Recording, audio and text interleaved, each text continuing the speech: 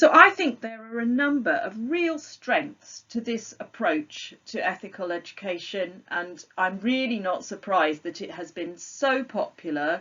Um, I have to say, outside teaching, so people have developed this model of professional ethics education in teaching, but predominantly it's been in medicine and accountancy and other professions where this has happened. I think one of the advantages, well, I'm a big fan of theory. I think theory can really help us to think differently, and having this opportunity to reflect on all the ethical theories can help us to really learn structured ideas that other people have had who've been thinking about these things really intensely and in a very concentrated, focused way, often for a long period of time. So having that opportunity to engage with the best that has been thought and said in ethics, I'm confident there must be some real value to that. I think one of the dangers of just relying on what some people call our common sense is that what might be common sense and really obvious to us isn't necessarily obviously the right thing to do and a good idea and a good reason for everybody else. And sometimes what people describe as a common sense answer to an ethical problem can end up just being prejudice, frankly. So I think having these established ways of thinking about ethics and of trying then to apply them through the ethical examples, I think that's a really, really great idea. And I like the examples and Levinson's point about case studies. And in the book, you'll see she gets some real experts in ethical thinking to work through the examples ethically.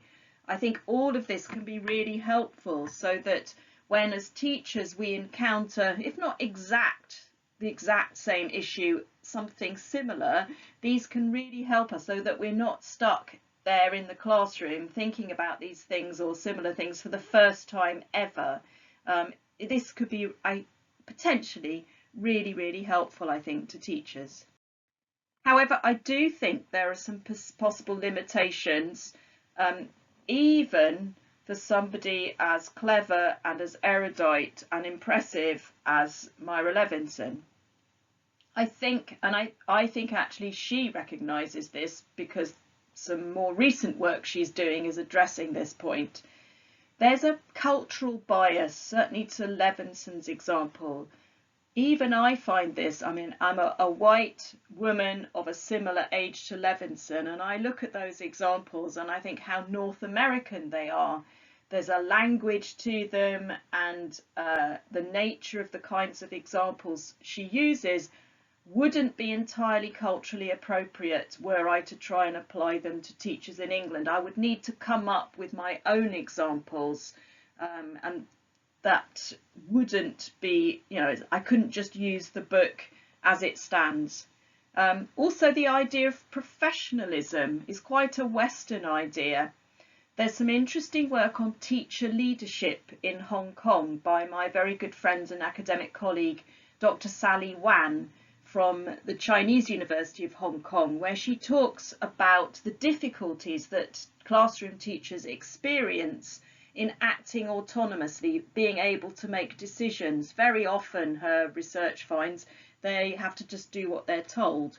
So potentially this idea of autonomy, I know professionalism and autonomy are not exactly the same, but certainly the idea that you could be making decisions for yourself in a self-regulating way, that isn't always possible in every context around the world.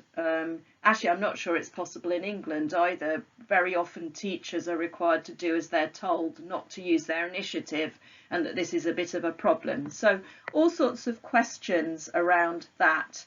There's also a cultural bias to the kinds of theories that are invoked or included on standard professional ethics curricula. They're very much written by dead white men. I know how much effort Dr. Liz has gone to in your particular course to include some Chinese, Confucian heritage culture examples of ethical thinking. but that's not true generally speaking, and that's one of the things that we're trying to address on this project, is to come up with other cultural responses and other cultural examples.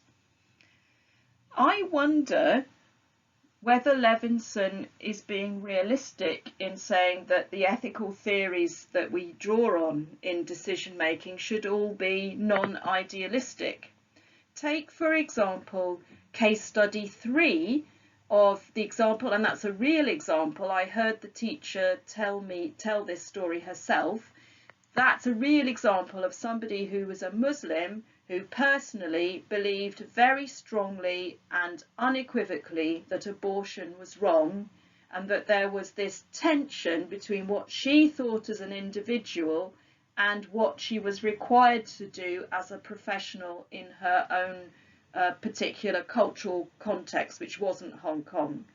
I actually think religious people, you can't tell them to forget about certain commitments and beliefs and values that they have, which are idealistic, because that's part of them and their identity.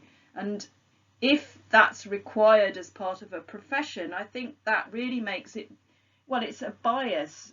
Those people whose ideals are aligned with the status quo and the official version are at a massive advantage over the minorities for whom that isn't the case. So, and it doesn't have to be religious people, it could be other kinds of idealists, people with thought through, strongly held sets of views. Now, some of those we might say, well, goodness me, we don't want people bringing those kinds of values into the classroom because they're very racist or something like that. But then who decides, and how do we regulate all this? It's actually quite complicated. There's a debate to be had there. So you can hear me sort of thinking it through on the spot as I'm speaking to the slide. Another interesting and quite funny point for academics to think about is how people can be very good at ethics in theory but very bad at it in practice. So just because you know a lot about ethics doesn't mean to say that you're necessarily a good person. And there's also a view of ethics which suggests that reasoning is not the key to good behaviour. It's more about intuitions and moral judgments, which is clearly in tension with something I suggested was an advantage of engaging with theory, but that's because I'm a bit of a rationalist. I'm not actually a moral sentimentalist myself. So that's it in terms of my structured input. Over to you now. What do you think? Perhaps you can identify some ethical dilemmas in the cases I've described. Think about how teachers could best fare in incidents like these. Do you think professionals can be self-regulating in Hong Kong? Over to you.